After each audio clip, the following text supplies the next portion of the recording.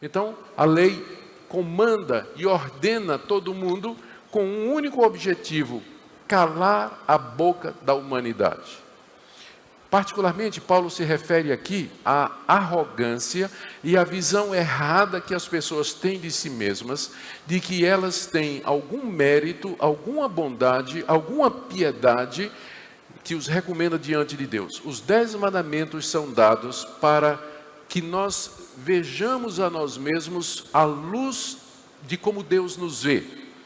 Eu, quando era evangelista no interior de Pernambuco, logo depois da minha conversão, eu ia de porta em porta nas casas da cidade que eu estava evangelizando, pregando o evangelho.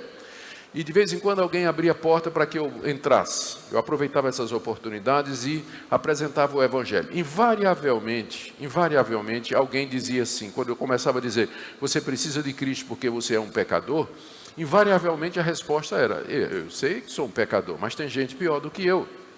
Tem gente que, o senhor precisa ver o vizinho aqui, como ele bate na mulher, né? Ele é muito pior do que eu. Tem gente, né? Eu não sou tão ruim assim.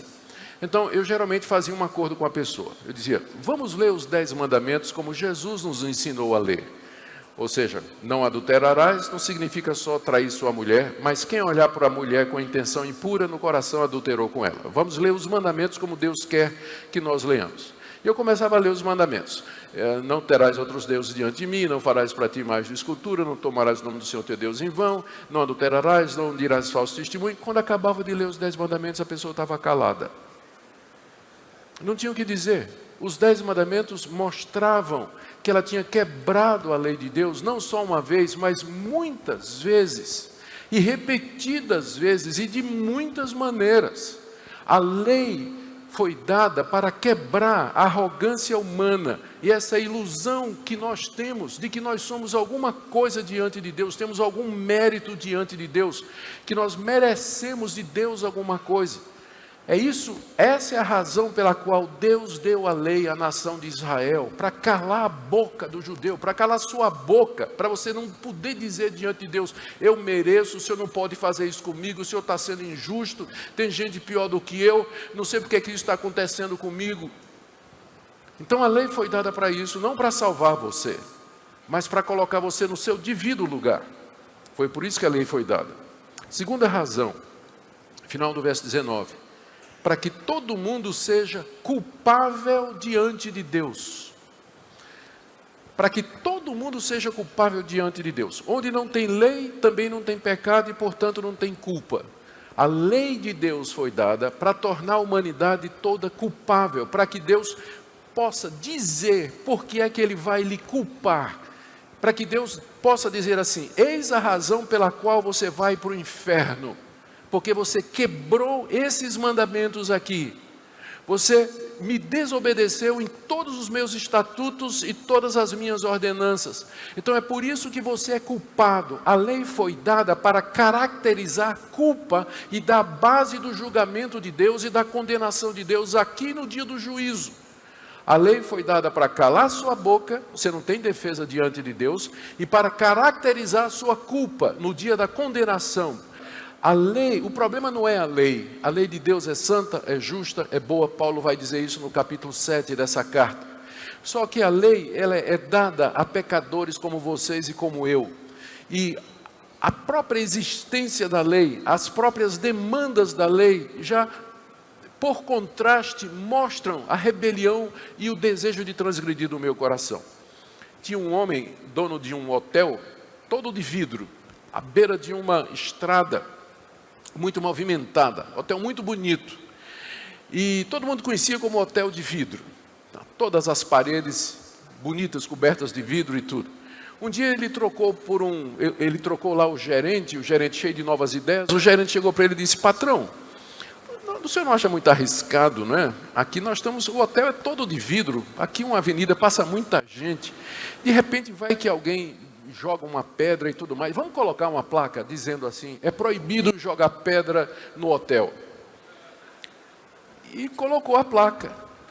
No dia seguinte, imagina o que aconteceu. Pela primeira vez em 10 anos, alguém tacou pedra lá no hotel, de vidro. A placa provocou, produziu, estimulou o desejo de transgredir, igual a freira que disse na igreja católica, na escola católica, lá para os menininhos de 9 a 10 anos, não leu o livro de Cantares.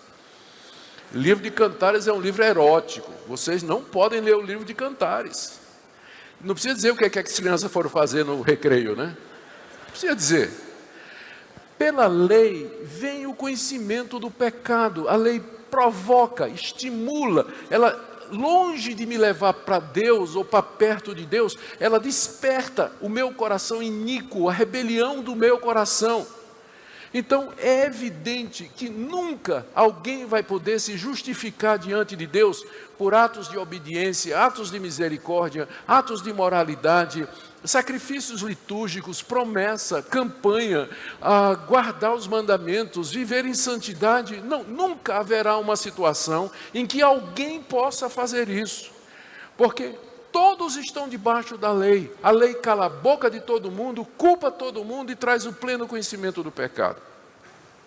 Infelizmente, no meio do povo evangélico brasileiro, esse conceito se perdeu. O meio evangélico brasileiro é legalista.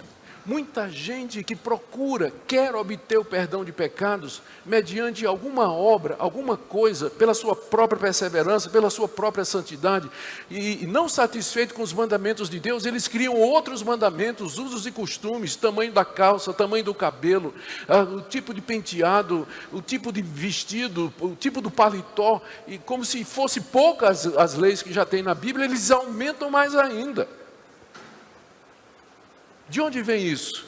É exatamente de uma falta do conhecimento de si mesmo, de que são pecadores, falta de convicção de pecado, de reconhecimento da depravação do seu coração, de perceber o quanto o pecado afetou a sua mente, o seu arbítrio. Falam de livre-arbítrio, como se eles pudessem a qualquer momento resolver, eu nunca mais vou pecar. Se você tem livre-arbítrio nesse sentido, resolva agora, eu nunca mais vou pecar. E me diga até quanto tempo você vai sustentar essa sua decisão.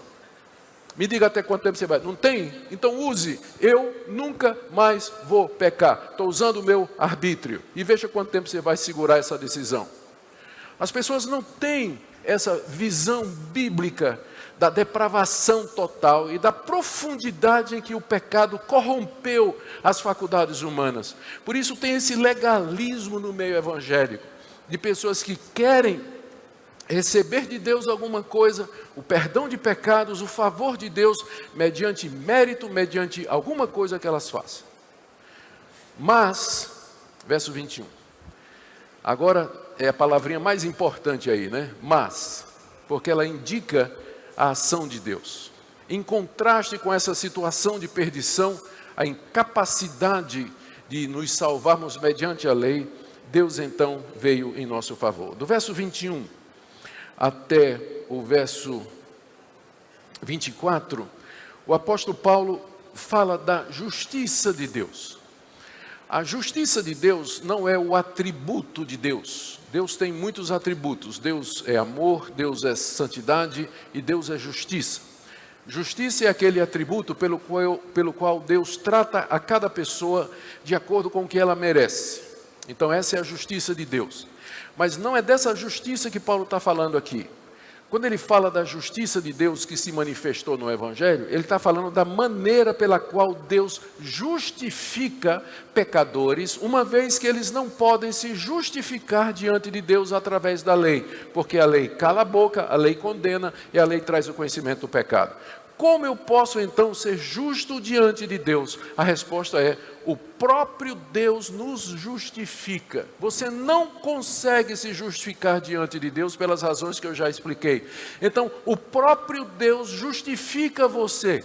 Ele vem e lhe concede a justiça plena e perfeita de Cristo Jesus, a tal ponto de que não há mais nenhuma condenação para aqueles que foram justificados por Deus mediante a fé em Cristo Jesus. Esse é o ponto aqui do apóstolo Paulo.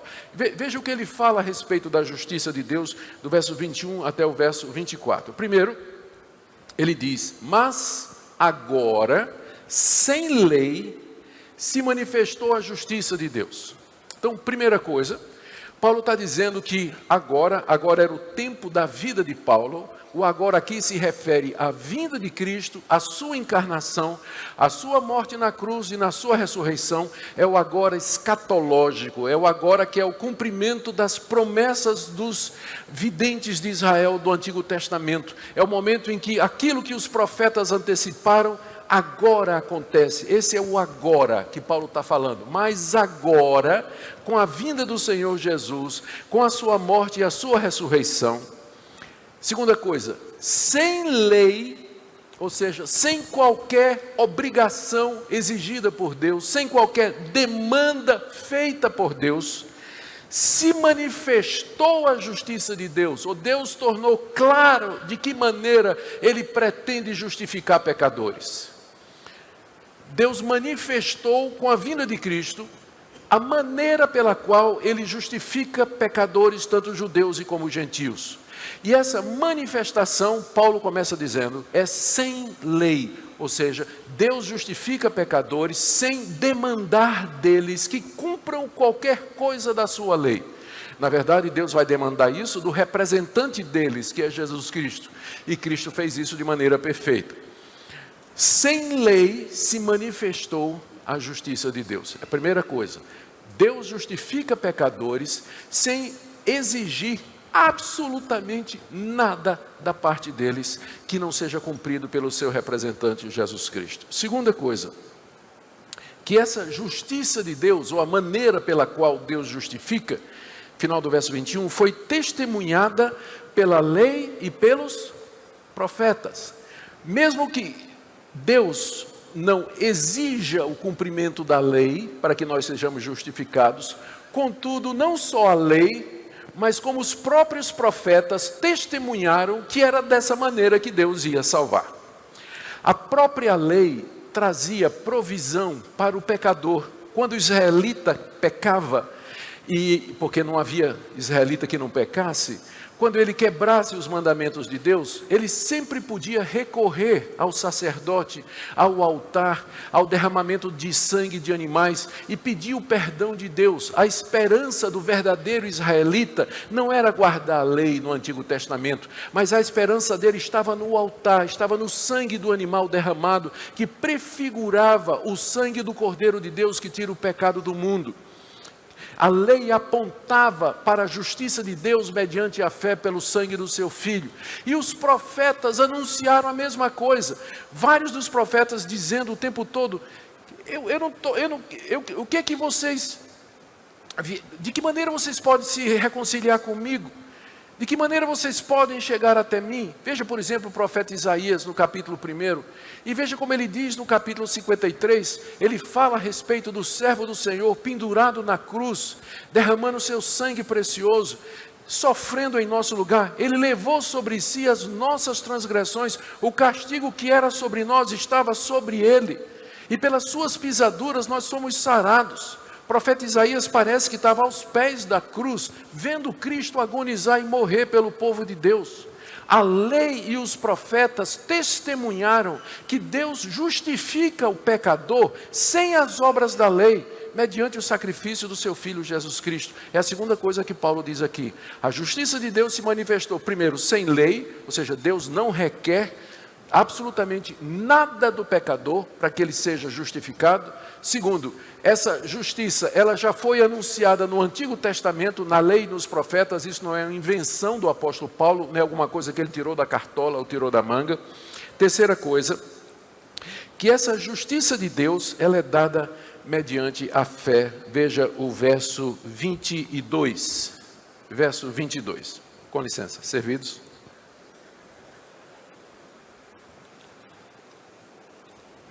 Agora eu já bebi no bico, não dá. Verso 22. Justiça de Deus mediante a fé em Jesus Cristo. Porque a pergunta é, eu não posso me justificar diante de Deus. Deus então manifesta a sua justiça. Ele vem ao meu encontro e sem lei Ele me torna justo. Mas de que forma eu recebo isso? De que maneira eu sou justificado? Qual é a dinâmica disso? E a resposta é mediante a fé em Jesus Cristo.